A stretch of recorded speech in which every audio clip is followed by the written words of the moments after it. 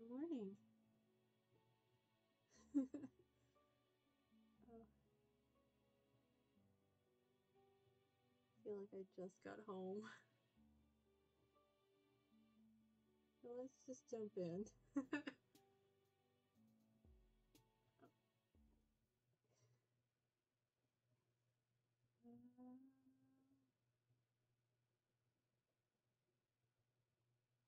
So we're on volume 13? Oh, I feel like I'm so quiet.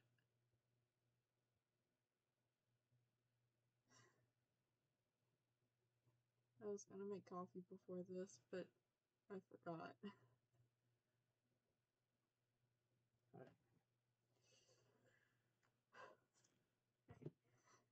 Blah blah blah, friendship, blah. I just gave up on that whole thing. Oh, hello, little dude.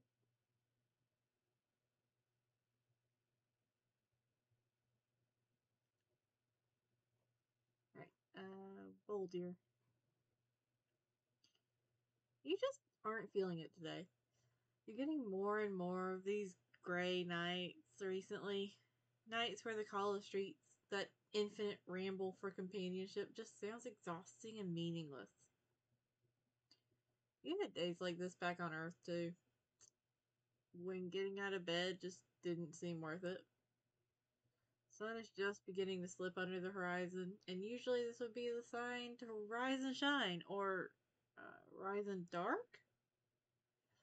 But all you've managed to do so far this evening is make yourself some coffee. You recently mentioned to Tagora that you drink instant, and he was so disgusted that he gave you a coffee machine. Oh no, because that's what I drink. Gorgor, I'm sorry. He claimed it was an old one he didn't use anymore, but it still had the price tag on it. On the table sits a palm husk Connell had taken off a dead kid especially for you, and cradled in your hand is a mug Skyla scent. It looks like she painted it herself. There's a white blob on one side that you think is supposed to be Lady. Aww. You're even wearing the hoodie Malik gave you to cut the evening chill. Here you are, all wrapped up in the warm embraces of your friend's goodwill, safe and sound, but deep inside you festers something. A gnawing existential dissatisfaction. The classic angst the philosophers wrote about. Your palm husk chimes and you pick it up lazily. What, another rando trying to slide into your DMs? Sorry, folks. You just don't have the time for that anymore. You're a friendship connoisseur. How the fuck do you say that? Sommelier? A sommelier of the rarest amicable vintages. You unlock the screen to find a message. I'm not certain that this line is secure. Actually, I'm positive that it isn't, but I'm risking contact because it is imperative that we speak. I'm sending you rendezvous coordinates. If you wouldn't mind coming any time after the sun has set. Oh, hold on. I think the music is really loud. There we go. I realize this unorthodox. I realize that this is unorthodox, but please believe me when I tell you that this is not a trick or a trap. I have important information regarding your place on Alternia. You attempt to reply to the message, but there isn't a cursor or anywhere to input text. In fact, there doesn't even appear to be a messenger app open on your phone. It's just a random text box floating in the void. You barely have a chance to read it all the way through before it vanishes, and Google Maps opens with an address already programmed in. It's close enough to walk to, which is great, because using your stolen scuttle buggy still makes you a little nervous. You swallow the rest of your coffee and grab your shoes. The GPS leads you to a shop you recognize. It's the cafe from your weird sort of date with Linera. There we go. It's not too crowded at this time of day. The usual studying crowd doesn't appear to be here. A couple of trolls are sitting around sharing pots of tea. I gotta.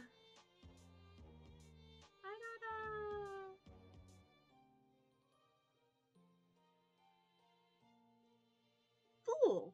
Fucking idiot! I explicitly stated I wanted essence of Dayglow, not whatever this garbage is. Oh, you know this person. It really has been a minute, hasn't it? Ardata stands in front of the counter, shouting at the cash register. Oh no. Whatever automated system runs this shop has apparently gotten her order wrong. What are you looking at? This is absolutely none of your... Oh. It's you. Ardata swiftly covers her surprise, examining a sharp, perfectly shaped nail. You look... different. Better? Let's not exaggerate. I simply meant you look less like toxic waste and more like run-of-the-mill grain grinder garbage. You tell Ardata it's good to see her too. Man, this really takes you back. You'd been so simple back then, so unevolved. You were laser focused on the single desire, friendship. Now, well, you still like friends. You really do. But you also have like a car and a sweatshirt with somebody's sign on it. You've moved up in the world. Fascinating. Oh, by the way, is she the one who summoned you here? Summoned? You? You must be joking. I haven't spared a single solitary thought for you since you dragged your wretched carcass out of my hive. Absently, you push your hand into the pockets of your hoodie. Something crinkles between your fingers and you pull out a folded piece of notebook paper. Okay, this definitely hadn't been in there when you left your hive. You passed a couple in the street, but you definitely don't remember any of them getting close enough to slip something in your pocket. Huh. Only says 2 words. Out back. Oh man, should you go?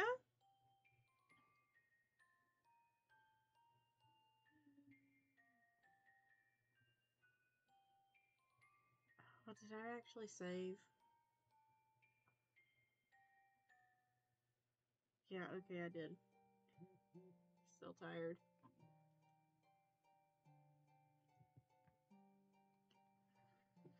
I'm gonna start with backyards are as bad as basements. No way. Okay, listen, you've done some pretty dumb stuff since you crash landed here.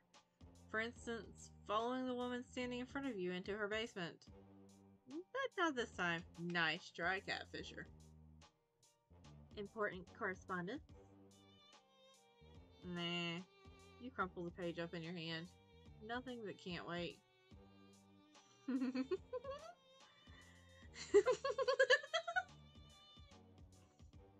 Good. Impeccable timing. Just what I was hoping you'd say.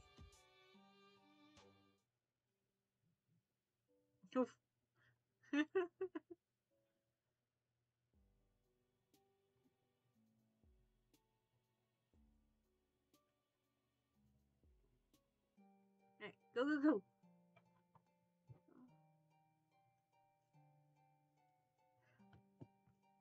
Let's be real here. If you were ever going to refuse a suspicious invitation, you would have done it by now. You would have drawn the line at vehicle theft or murder church or anime club. You can't resist the social engagement. Your tragic flaw. Okay, I guess. Enjoy yourself. You head back through the curtain. You head back through a beaded curtain, half expecting an alarm to ring. How do they keep people from just robbing stores here? Are there like lasers and shit? You emerge into a tidy little back garden. None of the plants here are ones you recognize from Earth, but it's still nice. You cross a bridge over a slow-flowing stream and find yourself looking down a path that blooms into a tight, dizzying spiral. Oh no, I dropped something. Maybe you're supposed to walk across it and ponder your place in the universe? Your contemplation would be inevitably cut off before it hit its climax. Because someone is sitting at the center of the spiral. She has a small, compact shape with her hair cut short and choppy around her chin. Wearing a shapeless white dress. Really more of a robe. Oh, hello, you are adorable. Oh dear. I've been waiting for you. Thanks for coming. She speaks in a stage whisper, low and full of air, but still loud enough to hear across the path. You pick your way carefully across the spiral, making sure not to mess any of it up, treading only inside the lines. Did we used to not walk? You know what? Nope. The girl gives you a small, secretive smile. My name's Boldir. You ask her if this is her garden. Does she live here? It's nice, but it's not exactly out of the elements. Actually, it looks like there was some storm clouds rolling in. You're probably going to get rain soon. Oh, yeah. My Recuperacoon is over there under that tree. She smiles again, and you can't tell if she's messing around. In fact, she's entirely unreadable. Like, her face is a totally reflective surface, and all you're seeing is the cloudy sky and the garden. You can't tell how she feels about you at all. Hello! Would you like to sit down? I think Mulder is adorable. Inside the circle, or... She looks around like she's only just realizing she's in the center of a complicated geometric pattern. It doesn't matter. I only wanted to see if you would follow the path or trample through it.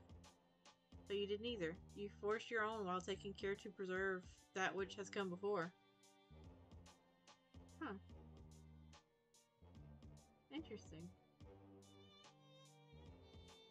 You ask her what that means. Maybe nothing. I'm not sure. The wind tosses her hair and the clouds chase each other across the sky. If the rain comes, it will come soon. Boldir continues to look at you as you shift awkwardly and shiver, pushing your hands into your hoodie. I'm not gonna lie, this chapter so far has felt very much like... I don't know how to describe it, but it feels like we're in some kind of, like, fantastical mystery.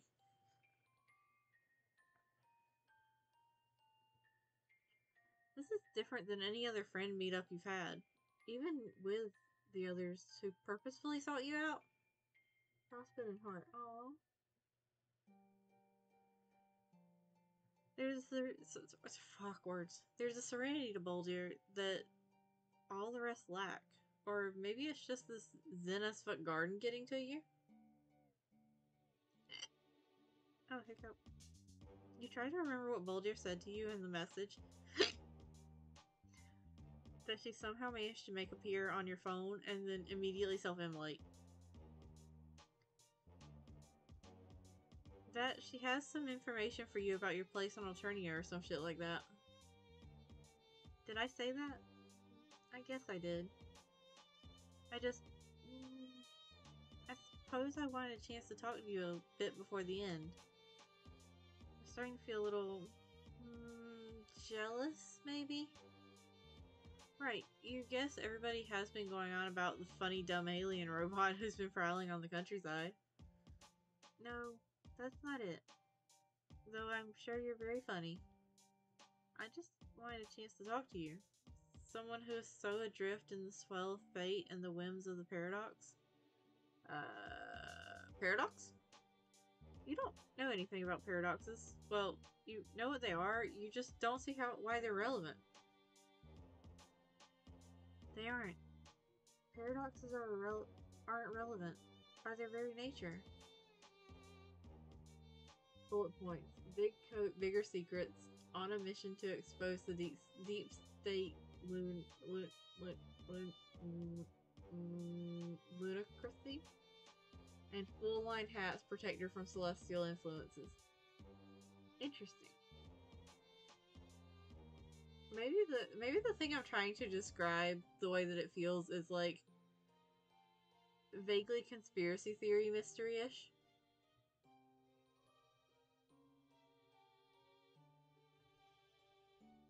It's the essence of that nature that makes them so integral to the story.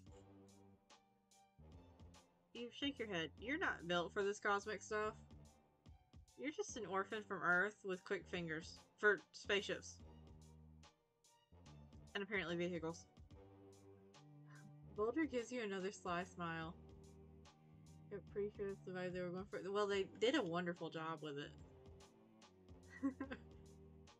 If even my tired ass can pick up on it. Oh! Oh?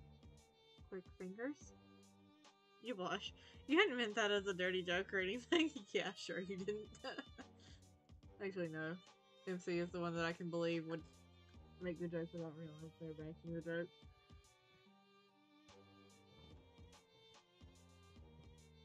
Gotta get comfy. But not too comfy because I might fall asleep sitting up if I get too comfy. Also, your fingers are nowhere near as quick as hers. She somehow got a piece of paper in your pocket while you were standing in a cafe, and she was back here. That's like reverse pickpocketing her astral projection. Boldia laughs. She stands up and moves across the garden path, following the spiral so swiftly and efficiently that she might as well be floating. She drifts over to one of the trees, pulling a coat down from where it slung over a branch. Oh, you are precious.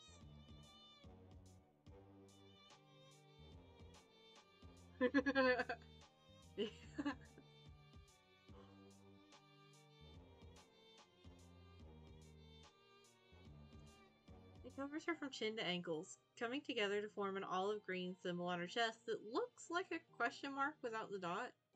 A broad-brimmed hat finishes out the ensemble. Well, I can't teach you astral projection, but pickpocketing is actually quite simple. Would you care to learn? I mean, I know how to...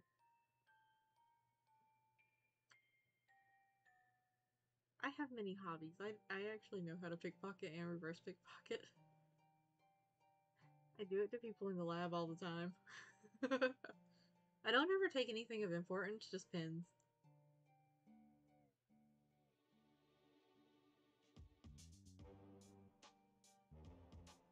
Ideally, we need a third person to act as the mark, but I think we can make it work. More crime, huh? Gotta save this, because I am not going to go the no crime route, please, because it's crime. I want to get, like, a proper lockpicking set, because I mean, I know how to lockpick handcuffs. But, like, I'm not so good at like, regular doors. I mean, I can, it just takes me a while, and I want to get better.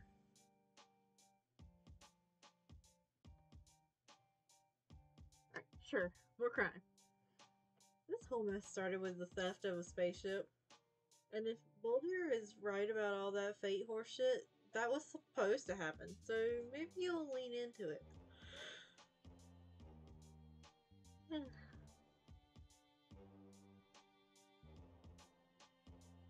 Perfect. The first and most important aspect of the art of pickpocketing is staying unobtrusive.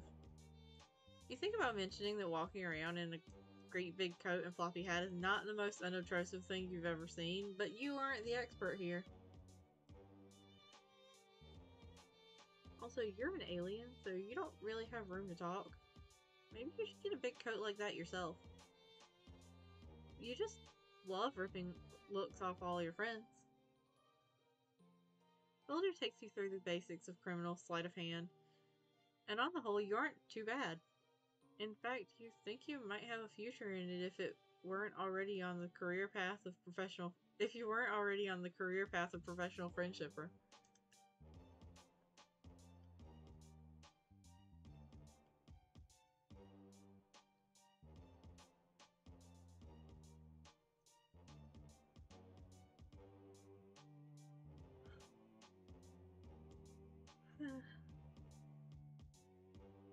You don't know what this has to do with her learning about you or teaching you your place on Alternia, but it's fun and Boldir is a good teacher. She is dating. Oh. Trying to get my water and almost fell out of my chair.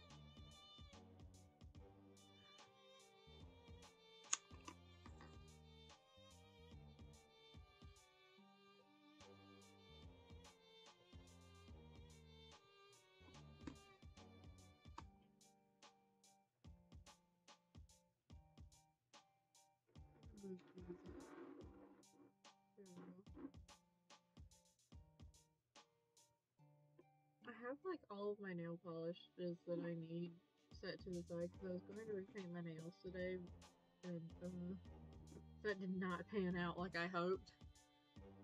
So I'm just gonna try to do it after I stream and try not to fall asleep in the middle of it.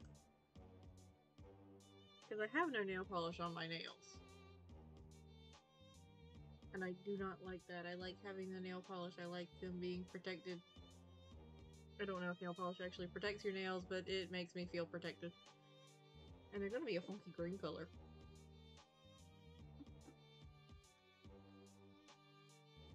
Alright.